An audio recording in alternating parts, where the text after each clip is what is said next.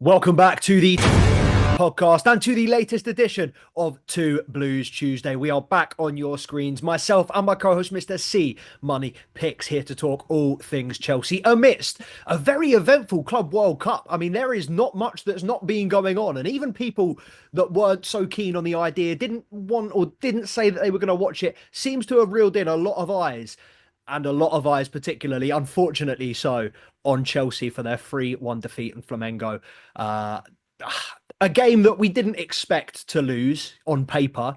However, the one thing I will say is the South American teams are showing everybody what's up. And I'm hoping that my co-host, Mr. C Money, can shed a bit more light on that. The Argentinian teams, the Brazilian teams, really, really going strong in the Club World Cup. So, Charms, 2 games played so far, 1 win, 1 defeat. Obviously, that 3-1 loss against Flamengo and then the 2-0 win against LAFC last Wednesday to get us started. How have you felt over the last 2 games about this Chelsea side? Obviously, it is still very much pre-season. It's not a competition that we are going to be going all in for, but still a little bit to be desired. Yeah, for sure. I feel like we watch an awful lot of European football all year round. If it's not the Premier League, it's the Champions League. If it's not that, it's Europa or Conference. And I feel like we kind of forget about the rest of the teams around the world. I think that we just pass it off as sort of, look at how amazing the European teams are in comparison. All the big players there, they end up for a big team in Europe. But this Club World Cup has shown that, like, a lot of these teams, they're not here to muck about.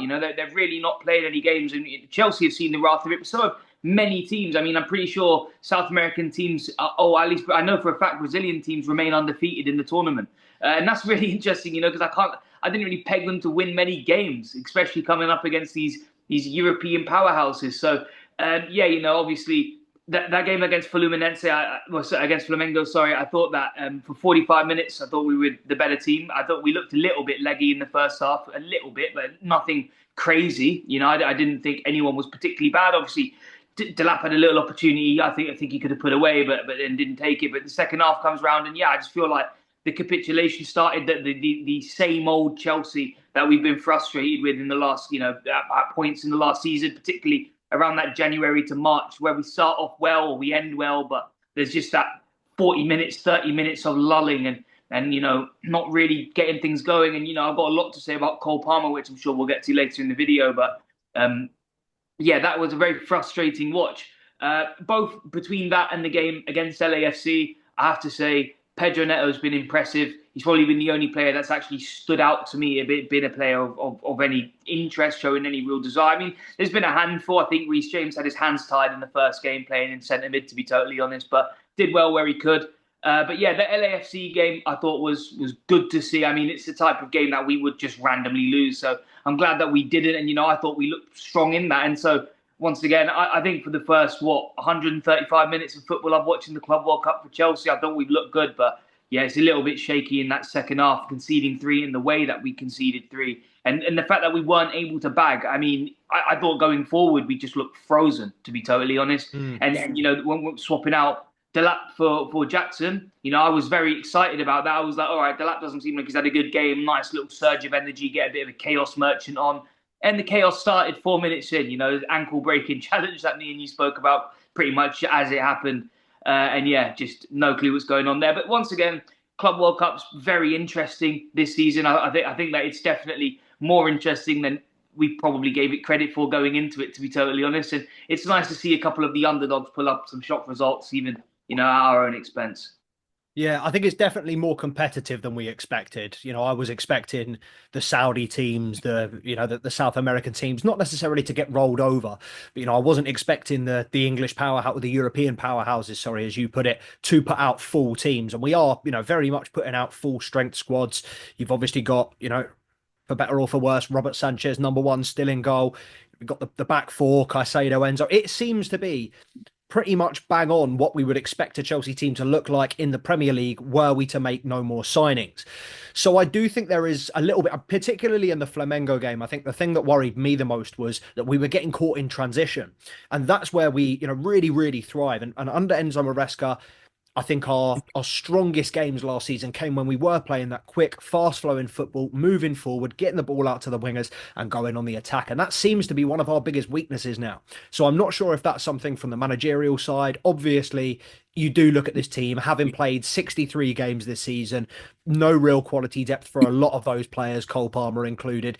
You do kind of understand that, especially in 35-degree heat, we're not going to see the best of these players. It is the end of the season. It's not a pre-season tournament. It's an end of season tournament.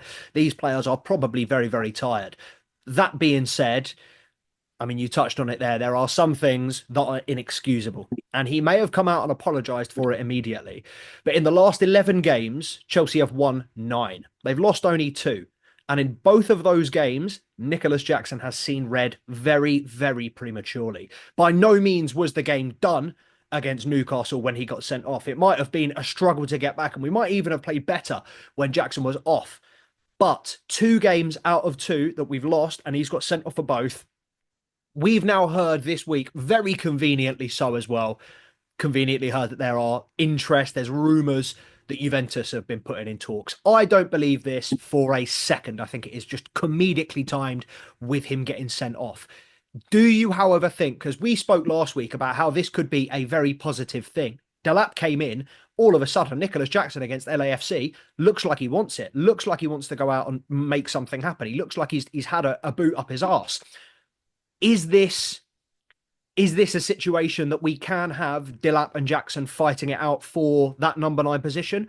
Or has he shown you enough with these 2 red cards that he's just not the guy to deal with the pressure? How do you feel about it? Yeah, I don't know if it's necessarily just on Jackson. I think that we've got to make that known. Like, it's not just, he started to be a little bit rash. He's always been a little bit like that. I mean, he's got away with a couple of them in the season as well. I'm sure you've seen that. I mean, the amount of times he's gone in a little bit late, strikers challenge. And, I think that the one against Flamengo is borderline unforgivable just based on how little relevance that challenge had in the overall picture of things. I think it was 1-1 at the time, 65th minute, just came on and he's just absolutely hammering someone. It's not like it's a last-ditch challenge to stop a goal, the guy's just taking the ball down.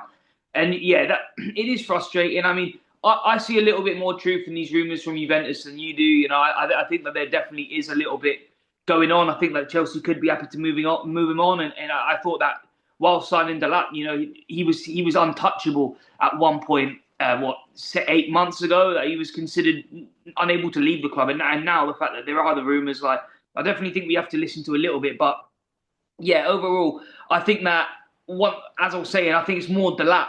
What Delap's shown in these 2 games that's really been interesting. The way that he broke the lines in against LAFC, I thought was incredible. I thought that he was making space every single second of the game, like especially when he was off the ball. The amount of runs he was making, pinning back left fullbacks and cutting inside. I was thinking, this is what I want to see. This is like a classic English number 9. And yeah, and it was exciting. And I haven't had that from Nicholas Jackson in a minute. I mean, I've had more than my frustrations with Nicholas Jackson in the last few weeks. Particularly Conference League final. I thought he had a shocking game. I know it's a game that we ended up winning by a good result, but I thought he looked off it in that fixture. And then to come on against a side who's starting to apply the pressure and perform the way he did. Once again, LAFC, it wasn't necessarily a bad performance, but I was looking at Delap the whole time. I didn't really have 2 ways to think about how good Nicholas Jackson was in that game. And I think that when all the signs are pointing towards this is your striker, I've said it multiple times throughout the season, but I personally wouldn't mind Nicholas Jackson playing off from the left. I think that he plays really well off of there, but if that's not what we're planning on doing, then I wouldn't be surprised if he does either get his game time muted a little bit, or if he's not happy with that, get sold. I genuinely wouldn't be surprised. So yeah, my faith right now is to put all the chips onto Liam Delap and see what he can do as that sort of target man striker, and see where we can go from there. I think it also fills Maresca's system a little bit more as well. The way that he likes to play ball. I think Nicholas Jackson's a good idea on paper, but the execution in the last 4, 5, 6 games for me has just been a hard watch. So yeah, I'm more on the Delap train, particularly since he's come in. I've been able to watch him, and it's not just this fantasy of what's he going to be like. I'm seeing it, and it is what I think, and I'm happy with it. Is there anything? And very quickly, I mean, I haven't heard anybody that said the same thing, but my dad said he thought Delap played better in the second game. I thought Delap gave a better showing against LAFC with his movement, with the chances created. I wasn't as convinced with him against Flamengo, and I don't know whether that was, obviously it's his first start. I'm not going to get onto him. I think maybe I'm just kind of being a little bit more reserved and not getting too excited because I did really, really like him when he first came on at at LAFC, sorry. Do you think you've seen enough from Delap already for him to be a competing number nine, or do you think we are still going to have to go back in to the market after the Club World Cup and improve that nine position? No, I think that you can tell sometimes for sure. I think that when you've done this, when you've watched Chelsea as long as me, you have, like, you can make an assumption pretty quickly. I mean, we've also seen players come into the fold like a Lukaku who looks so good in pre-season, like a Christopher Nkunku. They just look fantastic, and then when the going gets tough, they can't really keep it moving. So obviously there is that thought that this has only been a handful of games, but I don't know if I would say I was more impressed by the Flamengo game. In fact, I know for a fact I wasn't. It was that LAFC game, that debut, that really did make me think he's really on it. But I didn't think it was a bad game. A lot of people were like screenshotting the 5.7 rating and like taking the piss about it. But it's just one of them ones when they don't watch the football and they just go off of the stats. And Yeah. SofaScore said this, so I thought he did have a good game. I thought he did have a couple chances, which once again he could have buried, but they go missing, and that's what you do as a striker. You miss one, you can't think about it, you can't hang your head. You just got to wait for the next one to come along, and it seemed like that's what he was doing. And it was Maresca's idea ultimately to take him off. I don't mind the idea of that, and that's not where I'm going with this next point. But my main concern in the Club World Cup so far has been Maresca's man management. I've not been necessarily impressed by his selection. I think that Really? well, Who yeah, specifically? well, I mean, I know it's a point that you feel strongly about, but I feel like we could have seen way more of Andre Santos in this time. I feel like we've seen an awful lot of Enzo, for example. And Cole Palmer, we've seen an awful lot of. And as much as important as he is going forward, and as good as he was against LAFC, I feel like you can't be afraid to make these substitutions. I don't think you can be. I mean, when Cole Palmer looks like he's not getting involved in the build-up, I think you can decide to say, you know what? Enzo can push up a little bit. Let's get Santos on. Let's make sure we're not conceding. Let's just play some classic football. And we're not doing that. I feel like we're forcing the same idea, and the adjustments just aren't being made. And this isn't something new to Maresca. That sort of frustration of like forcing the Legos to click together. I feel like we're seeing that a little bit now, and that's just me. I mean, that's just my take on it when I'm watching him. But yeah, it's been Maresca that's been kind of scratching my head in this Club World Cup. I think honestly, the way we set up against Flamengo in that second half, it kind of did scream, just push down on us, just pin us down, because we'll try and do our best to play a high line, but we might not stick to it. And we saw what happened off of that, you know what I mean? And going forward, we just looked too slow, too willing to make the short pass and not really trying to make those killer balls. We've got the ability to do. We've seen it many, many times this season, particularly with Palmer, with Enzo. And yeah, I think it's been him that's kind of been doing my Sweden a little bit. I mean, I hear it, and I do see, obviously, on socials, particularly, everyone is, gunning for him not playing Andre Santos, and I do understand it, but at the same time, we haven't even worked out our best midfield with Lavia, Caicedo, and Enzo We this not. season. I don't think so. I don't think Maresca has. I think we have our opinions on who is the best midfield setup, but I don't think Maresca feels like he has had a long enough partnership in the centre of midfield. And while Andre Santos is a fantastic additional option to have, we have got to remember that this is essentially a competitive tournament based off the back of last year that we are trying to win. And Andre Santos has not played with a lot of these players. So to throw Andre Santos in, I 100% understand that we want him to get minutes and we want him to be brought into the fold for next season. But I do also kind of understand Maresca's hesitancy to throw him into a squad because A, he might go in and not fit. He might go in and have an absolute howler. And then people are saying, well, we're playing against big teams, a competitive Club World Cup, 90 million on the line. Why aren't you playing Enzo and Caicedo? And, it flips the other way around. So I do kind of understand him putting out his biggest players. But yes, I am 100% with you. I feel like these two games, LAFC definitely, I would have liked to have seen Andre Santos as well as Mike Penders. Dario Asugo got a chance to come on. Liam Delap got his first minutes. It would have been nice for them all to do it as a unit. But I do. It's a tricky one because I think obviously you've got to manage the players with a view to who you're going to use next season. And if Maresca has already kind of identified that centre midfield as Enzo and Caicedo, Andre Santos being a rotation option, it's not imperative to get him minutes in. So it is interesting to see, how he will go over the rest of the tournament. Fingers crossed he'll get minutes tomorrow against Tunis, and then obviously if we do qualify, fingers crossed he'll get minutes in the knockout rounds. But if we do go out tomorrow night, and Andre Santos hasn't played, then yes, 100%. I think everybody has a right to be mad at Enzo Maresca, Andre Santos included. But at this point, with Maresca playing his strongest team on paper to go out and win the competition, I don't think we can sit here and be like, why is this youth player not playing? Because at the end of the day, if we win the tournament, we're all going to be like, our manager's the GOAT. So the other thing is as well, though, is I think it's been pretty well documented how the players feel about the conditions, the heat, the pitch, and how difficult it's been to actually play in this tournament. And for me, I look at players like Caicedo and I look at the amount of minutes that they played football this season. I haven't watched Chelsea without Caicedo. And I just think long term, and I just think when we look at the season, at the beginning of next season, who do we want just active, fit and ready? Because by the time this tournament ends, we'll have, 3-4 weeks before the season starts. There's no time at all. And if Caicedo's just got a month to recover after just doing 75, 80 games back to back to back to back to back, we can decide to play some of the utility players that we've got in the club. I mean, we already had, as you said, that option of Lavia. Now we're adding in that Andre Santos. We're bringing in all of these class DMs, and you can't deny that Andre Santos, I know he might have been doing it in England, but he's doing it in France at very high level, every single week. So we can run of playing him instead of Caicedo and just letting Caicedo get a minute to breathe. I mean, I know I was talking about maybe getting Enzo off last time round, but I really feel for Caicedo, the amount of work he's being made to do, and we do have the option to take him off, particularly when we're two goals clear against an MLS side who, let's be frank, I was watching the game, didn't really seem up for it. do you think he minds though? Because as someone that's played football, I would never ever want to be on the bench. Ever. 1 second. Could you repeat that? My mic just disconnected. Yeah, no worries.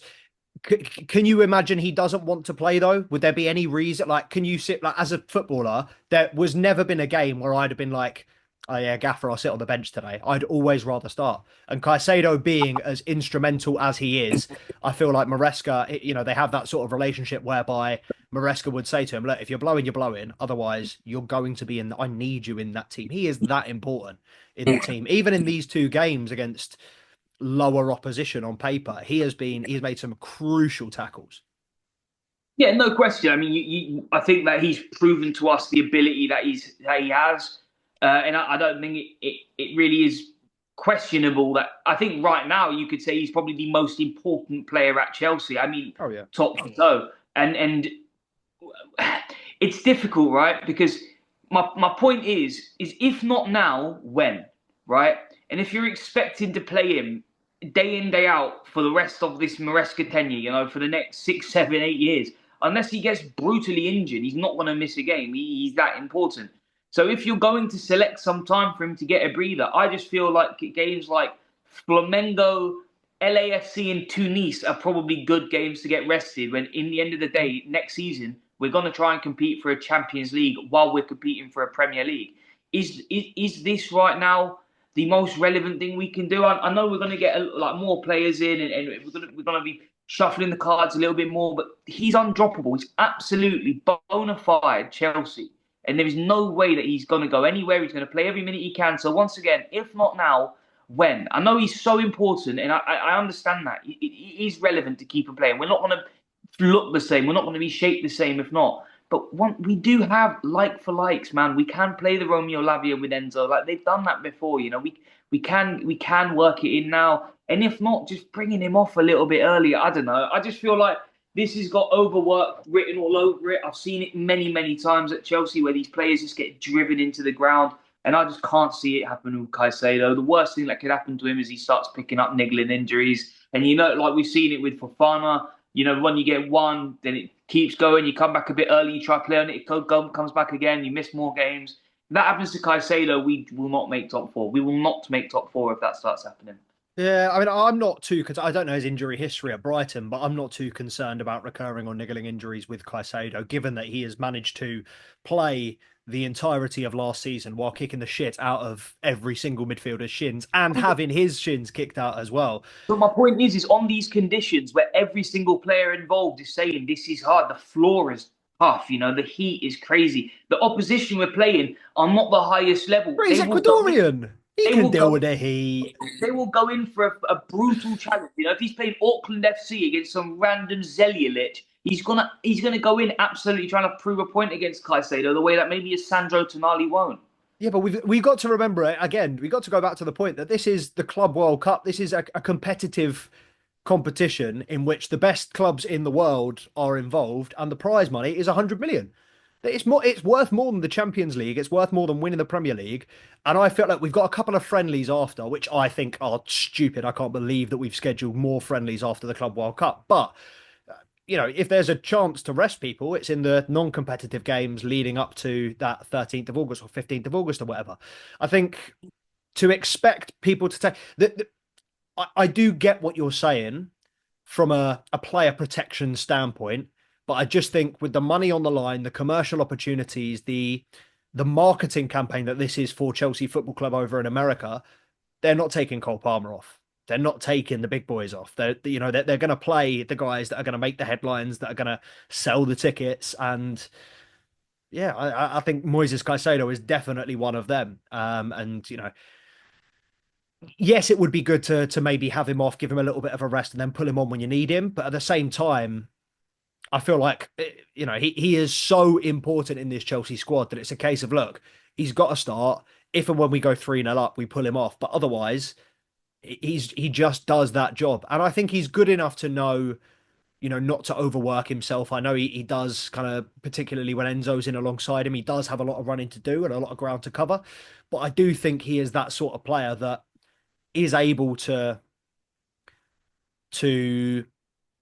is a good judge of his own ability and talent. And if he was, feeling something, as he has done a few times in the season, when we've had a real scare, when he's gone down feeling something, he's a hardy guy. It's not someone that you put one challenge on and he goes, nah, don't like that. I've had enough.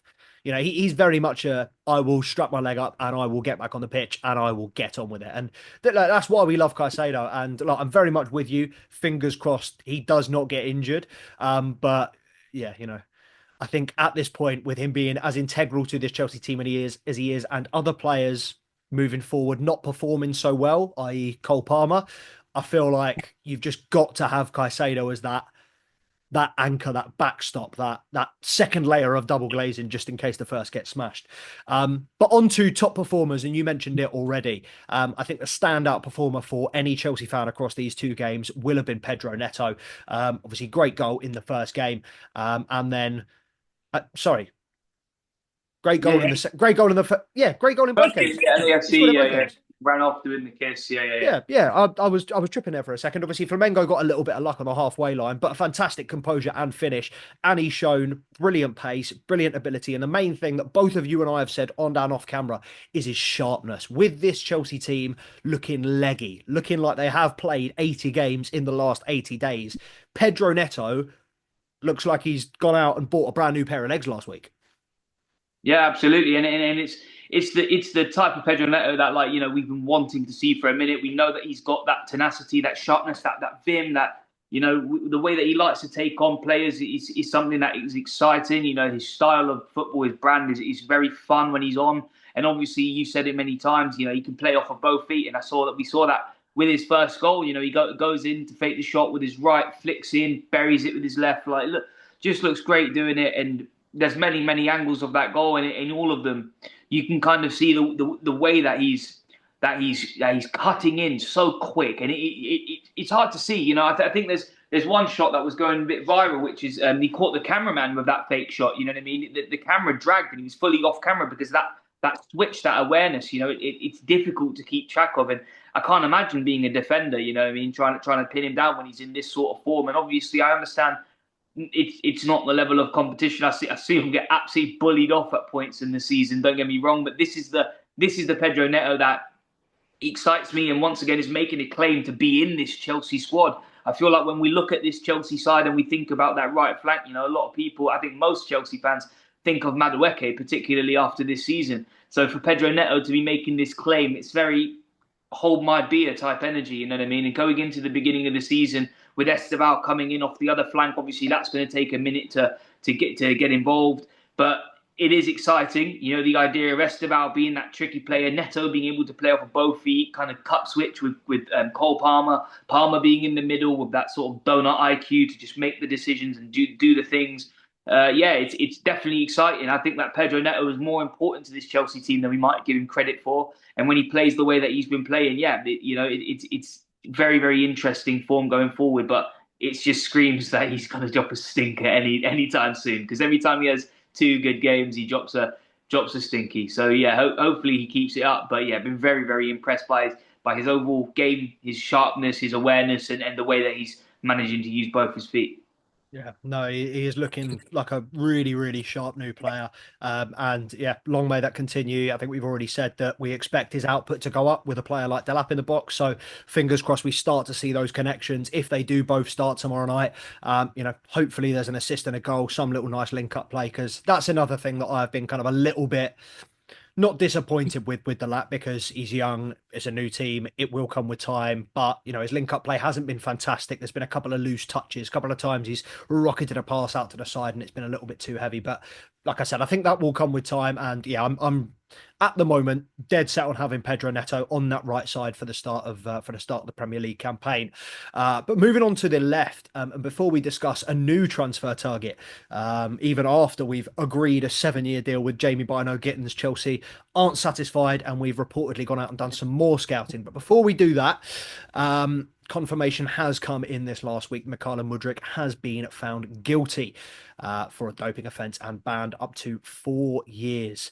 Charms, this is not something that really took us by surprise, but it is something that's been weighing over our heads in terms of the club and fans for a long time. Uncertainty is never great. We would like to know.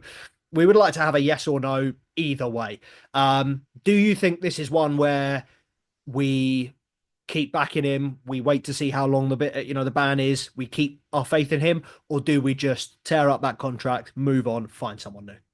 I don't know if we have a choice, man. Like, I really, really don't. I've got a lot of time. I've got a lot of love for Mykhailo Mudryk. One of the most excited I've been for a player to when they've arrived. I was really excited for that transfer at the time, and what was it, 2022, 2023, and just the way that things have gone since then is, he never really kicked on. He looked like he was about to play 2 or 3 good games, goes off, kind of goes missing a little bit, comes back, and then tested positive, popped. And once again, we both, I think at the time of finding out, were very shocked because of the player that he is and the personality that he seems to hold, the way that players talk about him. Doesn't seem like the type of person to take deliberate performance-enhancing drugs. I'm very confused by the whole thing, to be totally honest. I'm confused. We never actually got the confirmation on what happened with the B sample as well. It just kind of came out that he was being charged. So it is very, very strange. But I am disappointed. I just want to know what's happened. And I feel like that's the main thing, is we're kind of being told the what and what the consequences are, but we don't know everything in between it. And once we get that, we'll kind of get the bigger picture.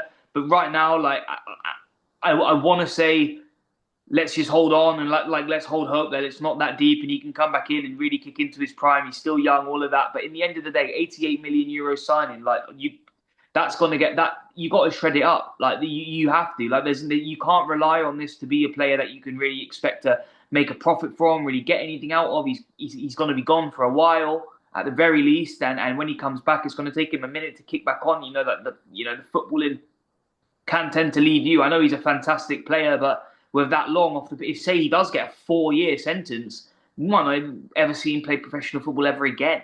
So like, yeah, I'm disappointed. I'm worried, but I think this is kind of a water under the bridge moment. We've got to just cut the investment loose and just not really think about it until the water's under the bridge. Yeah, 100%. I mean, the silver lining is that we have an answer. We've been waiting in the wings for so long for a yes or a no. We just wanted clarity. That it can't be ideal for him not being able to speak to the club, not being involved with the club. Obviously, he was at the Conference League game, but as a fan, wasn't allowed to be with the team, wasn't allowed to celebrate. And it must be a big weight weighing over his head, but also over the club's head, because Enzo Maresca, clearly likes the guy, clearly did use him a couple of times, clearly had plans to use him, but it's a big, big spanner in the works. As you said, for me, it's more about the transition of getting him back into the team. And I just feel like with this time already out, it's going to take so long. He already had so much scrutiny and pressure from the media, from Arsenal. The whole Ukraine thing at the moment is a little bit of a precarious situation as is. And I just think there's so much going on around him that if he were to come back in a year, 18 months, 2 years, whatever it is, there's a lot of pressure weighing on his head. And I feel like with Mykhailo Mudryk, he'd come out, he'd have a Liverpool performance again. We'd all get sold the dream. And then it just wouldn't work. So yeah, I'm very much with you. Send him to somewhere that has less strict doping laws, and let him start playing football again. But on the topic of replacements, obviously we mentioned there Jamie Bino Gittens, who Bayern Munich are now reportedly interested in. So I mean, keep keep tabs on our podcast. We'll keep you updated with any transfer news. I can't imagine anything will be confirmed until Chelsea finish up at the Club World Cup. And the other positive thing I forgot to mention while we were talking about Caicedo is obviously Chelsea are no longer the Premier League transfer record breakers or holders in the Premier League, as Florian Wirtz has gone to Liverpool for 116, 1 million more than the 115 Chelsea paid Brighton for Caicedo. But the new winger target, and don't worry, guys, is another 20-year-old Frenchman from League One. We are Leon winger Malik Fofana, 20 years old, 5 goals, 4 assists last season in 29 games, is valued at, hold your breath, £43 million. Just 2 seasons and 46 games at Lyon. 2 seasons at Ghent in the Belgian Pro League prior to that. Never scored more than 5 league goals in a season. Last year, it was 11 goals in 41 appearances across all competitions. In terms of profile, I don't think he's any different to anything that we've looked at previously. I think young, tricky, direct, dribbler, great one-on-one ability, you know, looks like he's got bundles of potential talent. But again, is he enough of an upgrade on Madueke, Neto? Are we seeing another Chelsea future prospect? Or is this a player that you think could come into the team and do a job? It just bugs me because I just feel like we have enough wingers of that profile. I feel like, especially now that once again we have the Esteval coming in, and then give it a year, we'll have Paez coming in, and I feel like we've got that profile down pat. And I feel like if we did want a winger who's tricky, who can work on one-on-ones, you know what I mean? You could have just got Sancho on a pretty good deal. And for me, I would take the experience and the performances shown by Sancho, the want shown by Sancho, over another risk. And that's what I see this as. You know what I mean? This isn't a player that I'm best familiar with. And that's annoying. You know what I mean? I don't want us to just go ahead and sign the next 20-year-old big thing. I mean, when we signed Eden Hazard, right? That's the last winger that we've really had that was brilliant. Let's be totally honest. The last winger we had that was just bona fide amazing. And he came off of a fantastic season where he had shown, I have bags of ability and I am a fantastic player. Buy me because I want to win the Champions League. So that's what he did. He joined Champions League winning side and then became the player that he became. This does not seem the same thing. This just seems like we're buying another young kid who's loads of potential, who can go back to Strasbourg, who can look good there and then come back after a season or two and be sold for some profit. I understand it from like a business standpoint, buying these young players in, 43 million valuation is fucking wild to me. I can't understand it. But it's just one of them ones where I'm getting a little bit frustrated by the constant searching in for these Samu or Morodion. Like, that's not the striker I want in my club. Like, what is this profile hunting that we're doing, this Moneyball scheme type transfers? And yeah, I'm if we're gonna go in for a winger, you've got a player like Sancho who's been at the club, he's proven that he can play at the club and do well. And then we decided to not pull the trigger on him and then spend nearly double that on a player who's an absolute risk top to toe. So yeah, it confuses me that this is what we're doing, the profile hunting thing again. But if we're doing Ultimate Team, we're doing Ultimate Team, and Bowley is just not Uncle Roman. Yeah, I agree with you a lot of things. I disagree with you on Sancho. I think I'd rather have Fafana and I'd rather have a new player than I would Sancho. I think more to give, more to prove.